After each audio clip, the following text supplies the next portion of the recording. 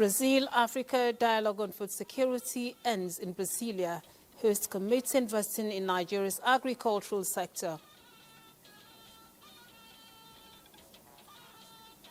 Across Africa, food security is no longer treated as a marginal concern. Federal government rolls out CNG program for universities to mitigate transportation challenge.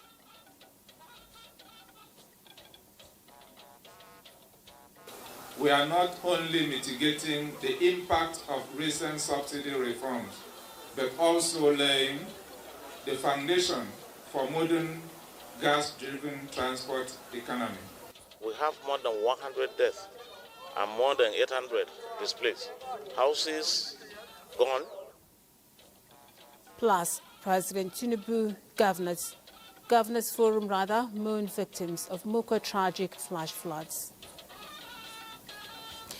Good evening, I'm Lami Ali. You're welcome to NTA Network News. Hingino John Adams is in our Lagos studios. Benny Adams has the business updates. So, Benny, how was the market today? Was it bullish or bearish? Well, the market is bearish, but investors are smiling home with billions of naira as banking stocks lead the way. All right, Ayodiji Makinje is also here with sports updates. So what's new from the sports desk, Ayo? Well, it's a big clap for Team Delta State as champions of the National Sports Festival, with the baton handed over to Enugu State and a plot to dethrone the champions in 2026. Details later. And as always, you can watch us live on nta.ng/live and on our other social media handles displayed on your screen. Let's get the news to you now. Minister of Foreign Affairs Yusuf Tuga is pushing for the smooth implementation of the ECOWAS protocol on the Abidjan-Lagos corridor to further stimulate economic growth and integration in the sub-region. Yusuf Tuga was speaking during a courtesy visit by the Speaker of the ECOWAS Parliament, Memunatu Ibrahima, in Abuja.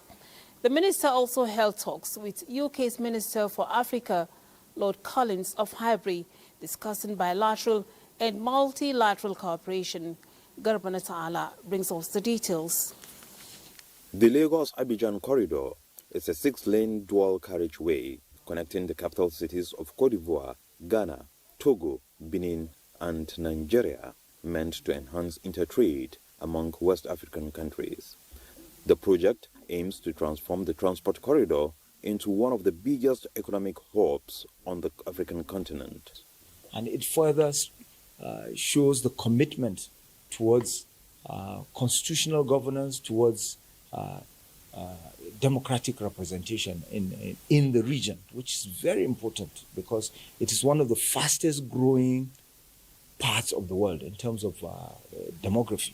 Nous avons sollicité also see how we can enhance and support the projects that are implemented by the ECOWAS, how we can have more capability and enhancement so that we can play some more legislative role in the ECOWAS community. In a separate engagement, the Minister of Foreign Affairs, Yusuf Tuga, also had in audience with UK's Minister for Africa to further discuss on strengthening UK-Nigeria relations, collaboration on initiatives to boost Nigeria's economy and promote sustainable development. In Abuja, Garib Muhammad Atala, NTA News. The Ministers of Agriculture and that of Livestock Development represented Nigeria as the recently conducted Brazil-Africa dialogue on food security in Brasilia. During the summit, Brazilian President Lula da Silva announced a strategic commitment to invest in Nigeria's crop production and livestock developments. Musa Baba Aliu brings us the details. This marks the second occasion on which the Brazilian government has hosted African leaders as part of its strategy to strengthen bilateral relationships with the continent. This year's dialogue centered on food security, hunger eradication, and rural development. Over 40 delegations participated in the dialogue, with Senator Abubakar Kyari, the Minister of Agriculture and Food Security, and Idi Mukhtar Meha, the Minister of Livestock Development, representing Nigeria. President Lula da Silva of Brazil emphasized the significance of the partnership between Brazil and Africa, particularly in the realms of food production and poverty eradication. Across Africa, food security is no longer treated as a marginal concern. It is now a presidential level agenda backed by a strong political will to reform, invest, and above all, act. Kyari also addressed the Nigerian-Brazil partnership and its impact on crop, fisheries, and livestock development. To this end, the Brazilian Ministry of Agriculture and Livestock opened 9 new markets across Africa. Consequently, Brazil signed a Memorandum of Understanding MOU with Nigeria, Kenya, and Cote d'Ivoire to enhance technical cooperation and improve agricultural and livestock system. Musa Baba Aliyu, NTA News. The Minister of Women Affairs, Iman Suleiman Ibrahim, has held discussions with various women groups on issues related to the inclusion of women in governance and other matters. The town hall meeting is part of the activities to mark the 2-year anniversary of the administration led by President Bola Ahmed Tinubu. Ngozi Technical reports. To ensure that the views of women are considered in governance, the Minister of Women Affairs revealed the progress made under the Renewed Hope agenda. She noted that women empowerment has been an important focus, aiming to provide women with the means to contribute to national development. She also emphasized the importance of collaboration among women-led organizations to advance the call for designated seats for women in legislative bodies. We have to use what we have to negotiate, which is our strength, our numbers. We're able to, champion our cause for inclusion, financially, politically, and socially. We're able to empower 2,000 women on skills acquisition. As Nigerian women, we are at a milestone where we can begin to push for the things that we really deserve. Every number-based organization is a critical mass for this project. The participants suggested that the town hall meeting should be held more frequently. They agreed to share the outcomes of the meeting with the members at the community level. Ngozi Technical, NTA News. The Coordinating Minister of Health and Social Welfare, Professor Muhammad Ali Pate, says the federal government is committed to strengthening Nigeria's health system by advancing the fight against fake drugs through deeper interagency collaboration with relevant institutions, such as the National Drug Law Enforcement Agency, NDLEA. This was while receiving the NDLEA Chairman, Brigadier General Mohammed Buba Marwa in Abuja. Professor Pate emphasized the need for a whole-of-government and society approach in tackling the complex challenge of illicit drug use, which he described as a major contributor to mental health issues and social dysfunction. He noted that the Federal Ministry of Health and Social Welfare is already revitalizing thousands of primary health care centers nationwide and is ready to strategically embed counseling services within these facilities to provide early intervention at the community level. The minister also showed the NDLEA of support in areas such as training, medical staffing and data collection for improved drug use monitoring, while highlighting plans to engage with multilateral and bilateral partners to mobilize resources for alternate development projects in affected communities, in line with the Tinubu administration's broader health agenda to deliver accessible, data-driven and community-centered healthcare services. Use to seek further areas of collaboration between us two. Our mandate, as you know very well, is the control of illicit drug use, cultivation, production, sale, and trafficking. In line with the present administration's renewed hope agenda and the thrust of the health and welfare sector, government is to establish Al-Majri and out-of-school health scheme in the country. The Coordinating Minister of Health and Social Welfare, Professor Mohammed Al-Pate, gave the hint while hosting the Executive Secretary, National Commission for Almajiri and Out-of-School Children Education, who came calling for partnership with the Ministry on the well-being and health care of vulnerable children and the efforts to educate them.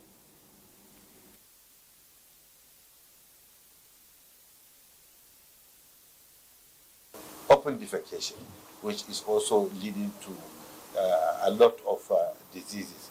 Al-Majri has nobody to take care of him. We see health as a core element of social protection, that the poor and the most vulnerable ought to be supported. You cannot have a prosperous and peaceful Nigeria if you leave certain Nigerians behind. Since its establishment, the Commission continues to pursue a robust advocacy to have the buy-in of stakeholders.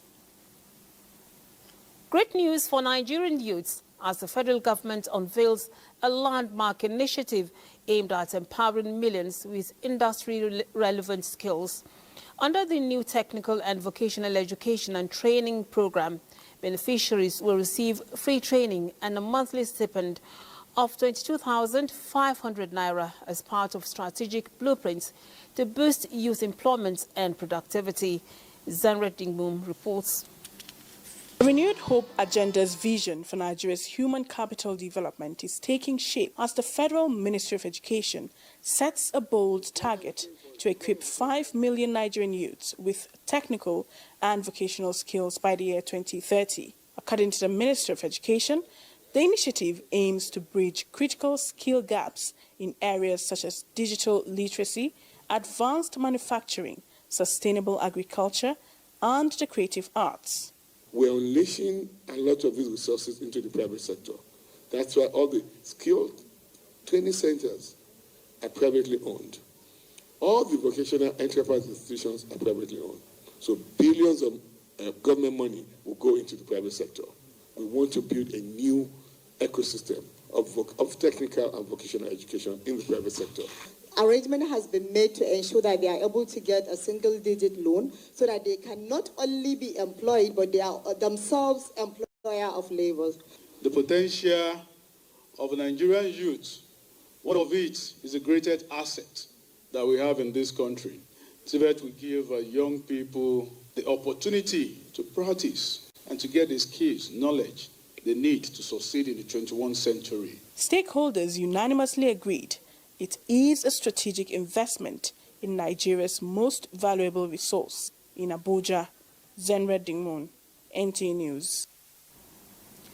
The initiative of compressed natural gas special palliative relief of university transportation SPOUT has been described as a thoughtful and timely response to reduce costs of transportation for students.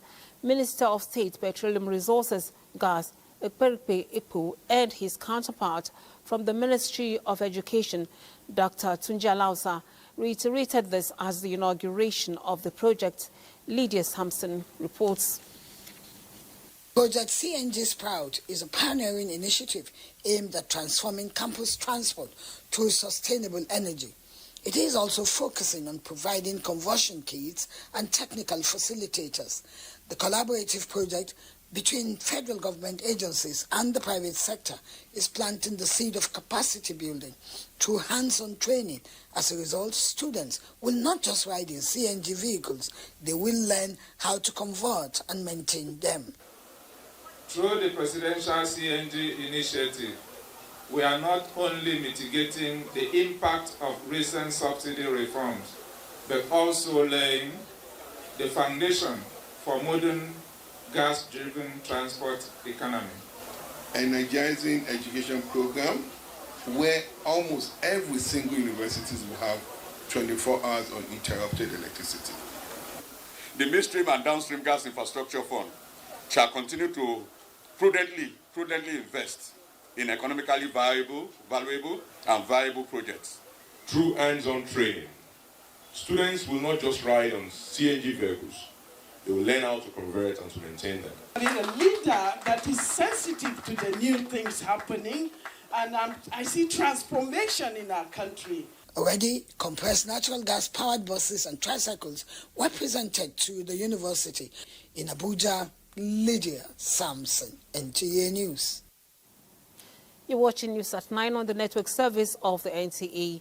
We now pause to bring you some messages. Do stay tuned. You're welcome back. More than 110 lives, including property destroyed, have been... I'll take that again. More than 110 persons have been confirmed dead after the flood disaster that ravaged some communities in Mokwa local government area of Niger State, arising from the heavy downpour Wednesday night. Musa Mikael reports that properties worth millions of naira were also destroyed. The floodwater hit communities in Mokwa local government area, destroying shops, houses and farms, according to the Niger State Emergency Management Agency. More than 100 people have so far been confirmed dead, with many more still missing. District head of Mokwa, Mohamed Shabu Ali, narrating the unfortunate incident, said the last time this occurred was many years ago.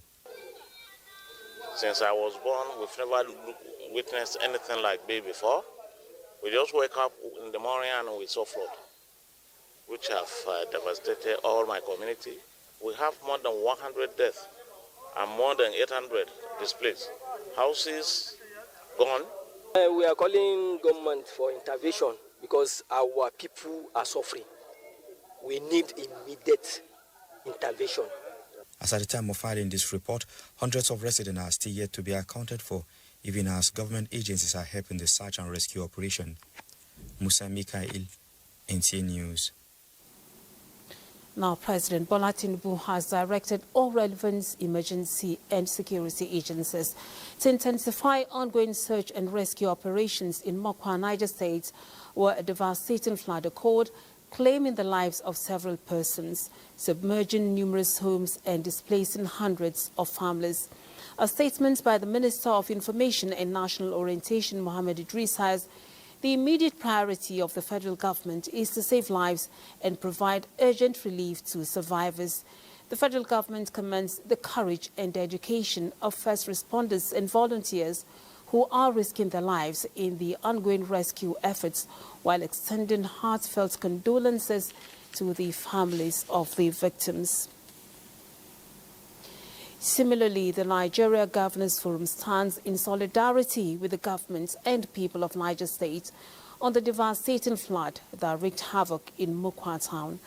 NGF Chairman and Kwara State Governor Abdurrahman Abdurrazak conveys condolence to the affected families while commending the interventions of the Niger State government and emergency responders to support the victims of this disaster. In other news, the Nigerian Maritime Administration and Safety Agency, NIMASA, is partnering the Joint Admissions and Matriculation Board, JAMB, to improve the credibility of its staff promotional examinations. NIMASA Director General Dr. Dayo Obiriola made this known during a visit to JAMB Registrar at the board's headquarters in Buari. Olanka Ojo reports. For some time, the conduct and procedure of promotional examination for staff of the Nigerian Maritime Administration and Safety Agency, NIMASA, have faced several challenges. In a bid to adopt a more credible and transparent approach, the agency, according to its Director General, is now partnering with the Joint Admissions and Matriculation Board. We are convinced within ourselves that this institution, JAMB, is the best will be able to help us to conduct examination based on merits. That is what I want for my staff, in order to activate our institution and also for us to be able to do the mandatory responsibility that is being assigned to us by the federal government. Because the welfare of the staff also matters to me. And I want to conduct promotional exams, not based on emotion, not based on manipulation, not based on favoritism, but purely on merit of the staff. And it is for that reason that we are looking for the best organization that we have come here. For JAMB, it is yet another call to national duty. In a similar development, the JAMB registrar on Friday monitored the conduct of promotional examination for the Tertiary Education Trust Fund, TET Fund, reaffirming the board's growing role in public sector assessments. Olainka Ojo, NTA News. Kano State government has earmarked 16 billion naira for the payments of outstanding severance benefits and other allowances owed former councillors across the state. Governor Abba Kabir Yusuf announced this during the official flag-off ceremony held at the Kano Government House. Abdullahi Mustafa has the details. More than 3,000 former councillors who served in Kano State between 2014 and 2024 gathered in celebration, marking the end of years of uncertainty over the payment of their outstanding entitlements. Their joy follows Governor Abba Kabir Yusuf's approval of 16 billion naira to settle the long-standing obligations owed to grassroots legislators. The payments are to be disbursed in structured phases. Councillors who served from 2014 to 2017 will be paid immediately. Those who served between 2018 and 2020 are scheduled to receive their entitlements between June and July, while payments to those who served from 2021 to 2024 will be completed between August and November this year. This moment is not merely ceremonial. It is symbolic of our administration's unwavering commitment to upholding dignity, fairness, and accountability in public service. Governor Yusuf emphasized that regardless of political affiliations, the move reflects his commitment to honoring public service, fulfilling government obligations, and upholding accountability in leadership. In Kano, Abdullahi Mustafa, NTA News. The transformation witnessed in Gombe State under the All Progressives Congress is a collective effort of the people of the state. Governor Muhammadu Inuwa stated this in a live statewide broadcast to commemorate his 6th anniversary as governor of the state. Emmanuel Akila reports that members of the State House of Assembly passed a vote of confidence on the governor shortly after the broadcast. The All Progressives Congress, APC, won the governorship election in Gombe State for the first time in 2019. After his victory, Governor Muhammadu Inuwa promised an administration that would leave the state better than he met it. And today, that promise has become a reality. After crossing the COVID-19 hurdle, the health sector received immediate priority of the government. In 2020, we launched an ambitious healthcare revitalization program, successfully delivering one fully equipped primary health care center in each of our 114 political wards. Governor Muhammadu Inuwa talks about the positive changes that come along with the declaration of state of emergency on the education sector. We've constructed and renovated over 1,600 classrooms in 350 schools and recruited more than 1,000 qualified teachers to enhance learning outcomes. Infrastructure provision is aimed at bridging the gap in development between rural areas and the urban center. We have significantly transformed the road infrastructure landscape in Gombe State through the implementation of our flagship Network 11100 project, which has so far delivered over 900 kilometers of rural and urban roads across the state. The governor talks about how paying attention to security matters create an atmosphere for businesses to thrive, employment of workers that reduce youth restiveness, and subsidy on agricultural inputs which improve food production as well as bolster the industrialization drive of the state. The governor thanked the legislatures, calling for continued support to the government to complete ongoing projects. In Gombe, Emmanuel Akila, NTA News. Deputy President of the Senate, Barrow Jibrin, has commended President Bola Ahmed Tinubu for repositioning Nigeria towards prosperity on the milestone of his 2 years in office. In a statement, Senator Barrow said Nigeria, under the able leadership of the president, has initiated policies to deal with economic and security issues which have yielded results, citing incidents of kidnapping along Abuja-Kaduna Road which have become history. He expressed optimism that with the establishment of regional development commissions, more tertiary institutions and health facilities across the country, Nigeria is on the path to socio-economic development. Time now to go to our Lagos studio where Hingino is standing by with stories from that. And Hingino, it's over to you. And welcome to Lagos. All solutions to Nigeria's health problems are in Nigeria. This is what the Director General of the Nigerian Natural Medicine Development Agency, NNMDA, Professor Martins Emeje, believes. That is why the agency is working towards developing natural medicine remedies for ailments that are prevalent in each community in the country. Correspondent reports that the agency donated malaria prevention kits to the Army, police, and other paramilitary agencies. Nigeria's huge biodiversity supports traditional medicine practices, which is where the Nigeria Natural Medicine Development Agency draws its strength from. Malaria is top. Director General of the agency says his team of researchers are working towards advancing the practice by identifying local medicinal plants and animal-based remedies used to treat key diseases in communities through combining indigenous knowledge with scientific methods to create safe, effective, and locally sourced solutions. We have applied nanotechnology to develop some products. One of them is diarrhea.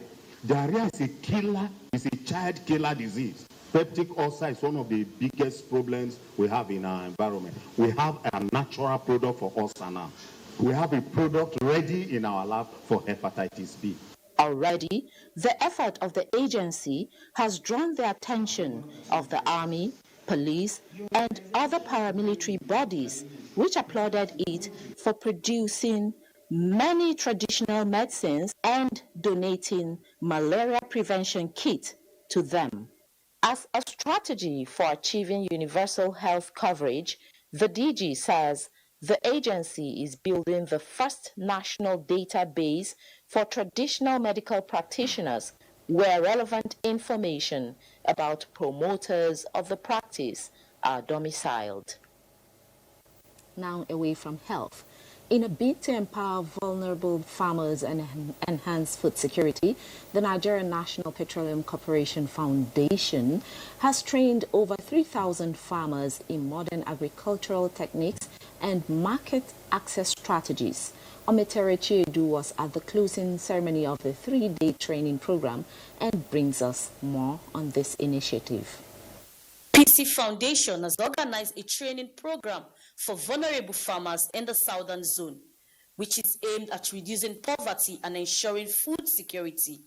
According to the managing director, Emanuela Arokwe, the foundation's focus is on strengthening farmers' capacity to adapt to climate change and improving market access. So we started with 1,000 farmers in each of the geopolitical zone. That's 1,000 in the southeast, 1,000 in the southwest, and 1,000 south. But so far, we have over 3,800 across the southern zones. Some of the stakeholders applauded NNPC Foundation, stressing that it will equip the vulnerable farmers with the necessary information to succeed in modern agriculture.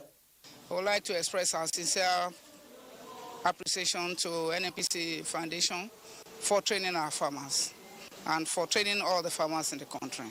The training will give an insight of farming techniques to our farmers. For the beneficiaries, the training is an eye-opener as it has afforded them the opportunity to learn new ways to develop the Nigerian agricultural sector. We want to say a very big thank you to the foundation because Money cannot actually buy what I've gained here. The information we have gotten from the training is, let me say, it's first class. This training will go a long way to assist the farmers because there are many things they do at a loss. The training is part of the NNPC Foundation Corporate Social Responsibility Initiative, which was spanned across the 6 geopolitical zones. The ripple effect of this training is expected to be felt in the agricultural sector in Lagos, Ometere Chiedu. NTA News. That's all from Lagos. Benny Adams is standing by with business news after the break. Well, it's that time we talk business. Now, the Nigerian Export Processing Zones Authority, NEBZA, and the House Committee on Public Accounts have pledged to strictly enforce regulations governing free trade zones and their businesses.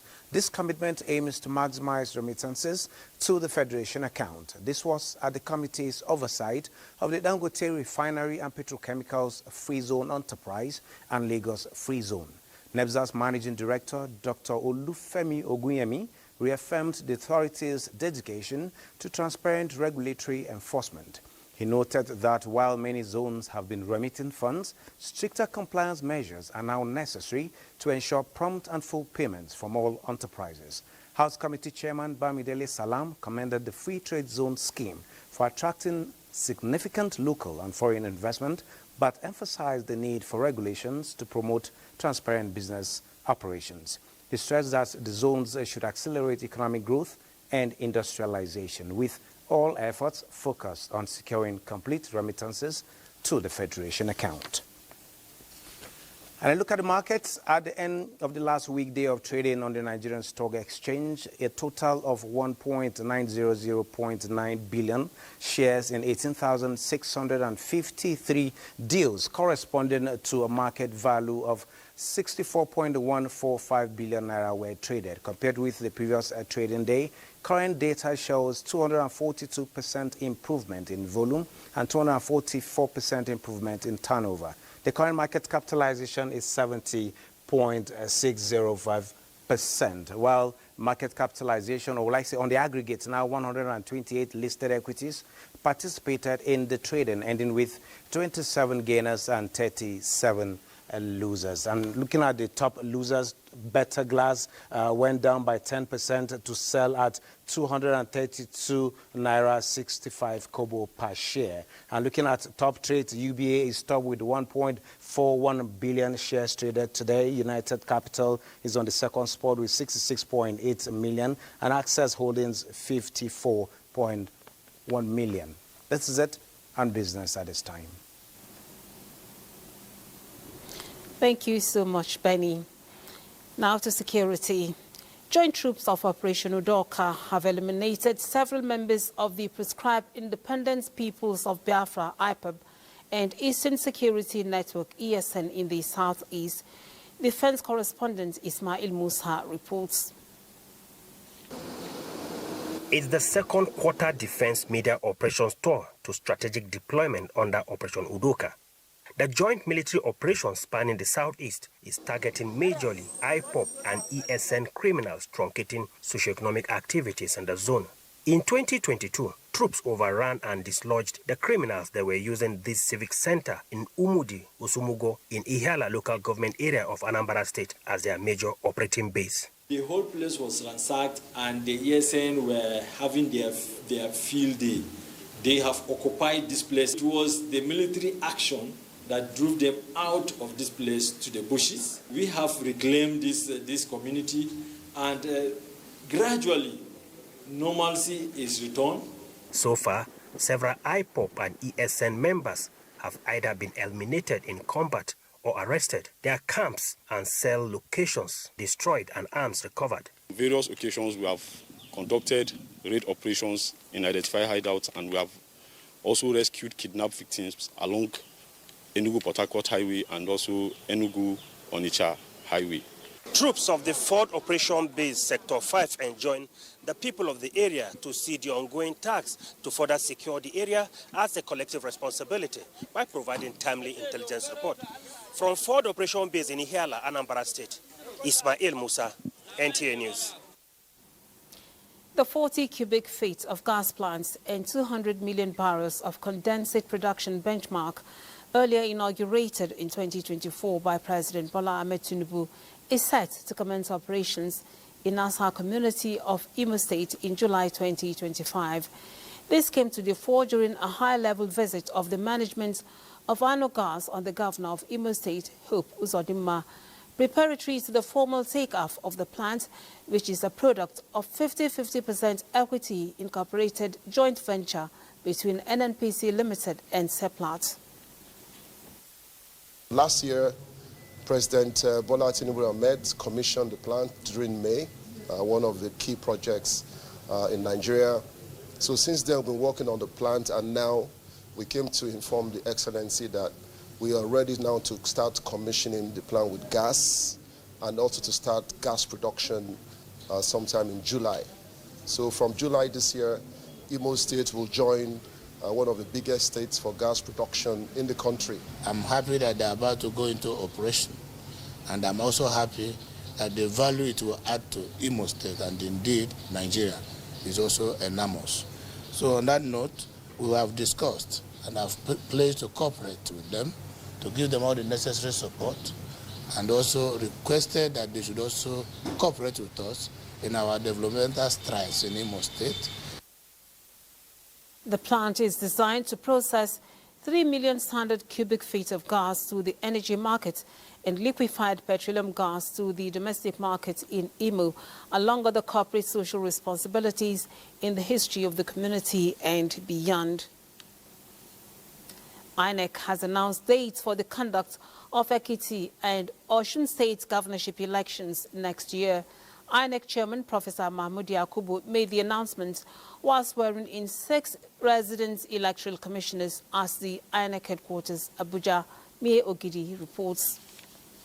1 woman, 5 men made the INEC resident electoral commissioners list. And for the commission's secretary, Mrs. Rose Orarin Anthony, a big win for women. Obviously not jealous, men also identifying with their 5 male resident electoral commissioners. Pleasantries over, oath taken, documents sealed, time for charge. You must always act in good conscience. Do not betray your oath of office. And you must never, ever be impervious to genuine criticisms. We are committed to upholding the Constitution of the Federal Republic of Nigeria and the Electoral Act under all circumstances. On deployment, Dr. Saad Idris, Gombe State, Dr. Johnson Alalibo Sinikem, Cross River State, Fiyejimi Ebiemi, Ogun State, Mukhtar Umar, Taraba State, Chukwuemeka Ebeziako, Abia, and Umar Garba, Sokoto State. Swearing in concluded. Schedule of governorship elections in Ekiti and Osun States next. For Ekiti State, the election will be held on Saturday, 20th July 2026. In the case of Osun State, the election will be held on Saturday, 8th August 2026. Preparations for 17 by-elections and continuous voter registration exercise are on, and dates will soon be announced, Professor Mahmoud Yakubu assures. Mie Ogede, NTA News. Brighter days are ahead for federal civil servants as the Tinubu administration perfects far-reaching reforms to reposition the federal workforce. Head of the Civil Service of the Federation, Mrs. Didi Esther Wilson-Jack, has been speaking on this and other issues.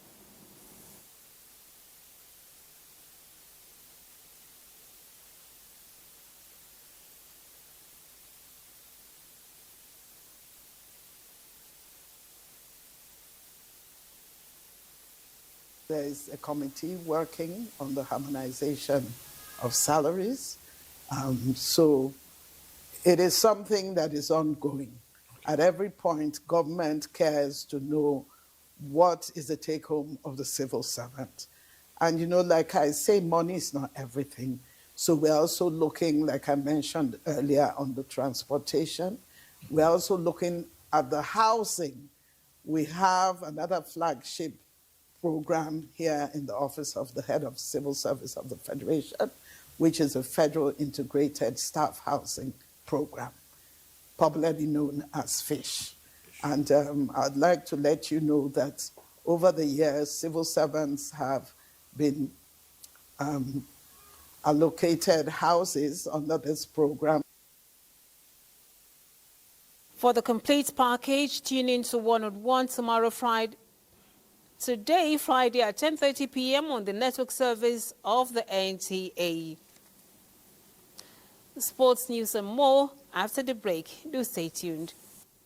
Ayodeji Makinde will bring us sports updates. Thanks so much, Lami. Let's start from the Gateway State with the 22nd National Sports Festival tagged Gateway Games over. The baton of the hosting rights is now officially over to Enugu State. The 2025 edition slated for 2026 due to some challenges in calendar. President Tinubu was represented by Senate President Godswill Akpabio, congratulated Team Delta for clinching the festival's crown for the 5th consecutive time, and also praised the Ogun State government for successful hosting. Now, the Senate President, who represented President Bola Tinubu, pledged government's commitment to adequate funding and infrastructural development in the sector.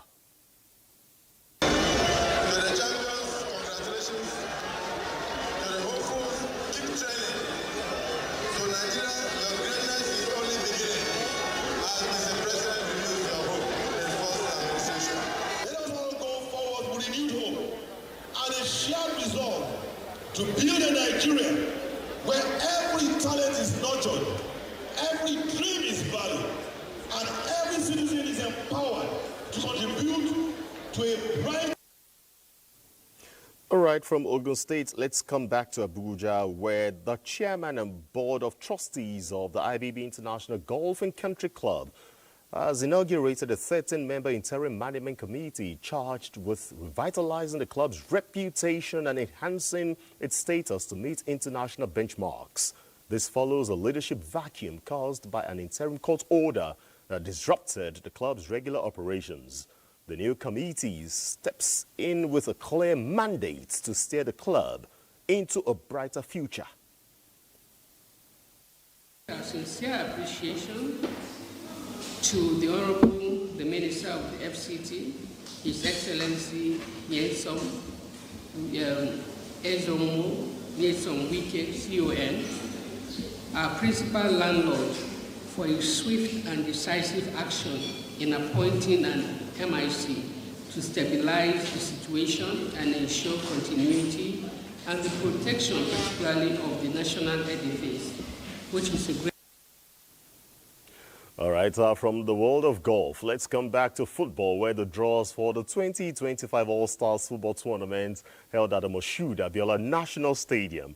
Now, the tournament, which is meant to revive football skills and talents of retired players as role models, will also parade the chairman of the National Sports Commission, Shehu Diko, and the Director General of the National Sports Commission, Bukola Olokpade. Opportunities to ex-players who have stopped playing. Doesn't mean that you stop playing football, that it ends your career. So we just brought this together so that ex-footballers can have a platform to showcase their skills, to rekindle what we used to see them do in those days whilst they were playing. Don't be surprised that we have the likes of Amonike coming in, Samson Siasia. Surely it will be interesting to see how that will play out. I could possibly participate as well if time permits. But let's go back to Lami for the rest of the news.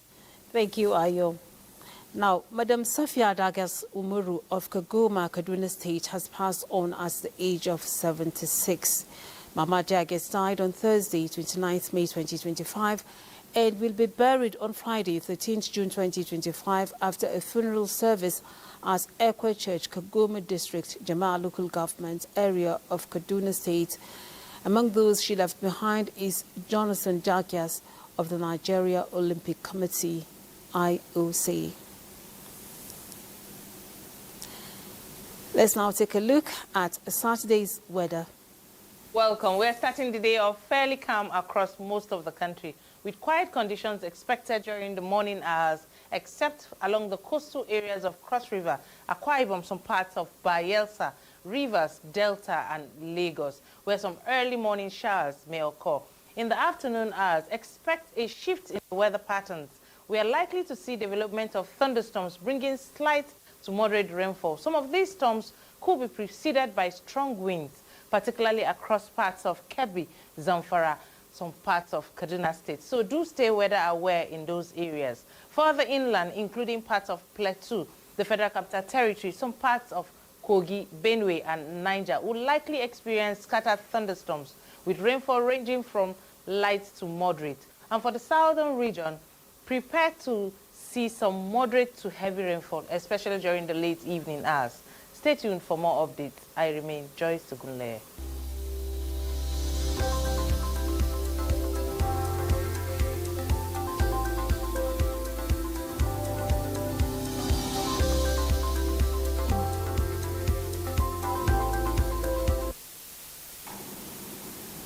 And that does it on Network News this Friday. We thank you for being a part of it. Do have a good weekend. I'm Lami Ali.